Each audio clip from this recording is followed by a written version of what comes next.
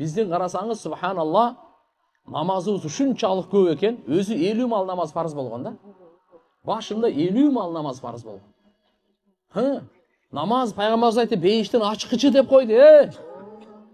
Намаз менин көзүмдүн кареги деп койду. Намаз бул нур деп койду. Намазды кандай деген нерселерди пайгамбарыбыз айтып кетти. Бир жолу Абу Хурайра радыйаллаху анху отурат эле, Билал разон. Билал, тур. Намаз окуйлу, рахаттанайлы деп. Намаз бул машаккат, кыйынчылык эмес, бул рахаттана туруп окуй турган эмес. Рахаттана турган ибадат бул. Алла субханаху ва тааланы сүйүп окуй турган ибадат.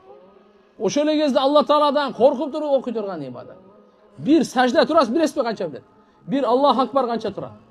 Намазда Аллаху акбар такбиратул ула хайрун минад дунья ва ма фиха. Пайгамбарыбыз бир айткан сөзү. Аллаху акбарды имамга ыктыда кылганыңыз, ушул Аллаху акбарыңыз дүнүйөнүн ичинде канча байлык болсо баарынан жакшыраак дейт. Бир качан субханалла Фатиханы окуганыңызда ар бир сөзгө, ар бир аятка тоюңуз. Алла Таала жооп берип турат. Амин дегенде периштелер амин дейт.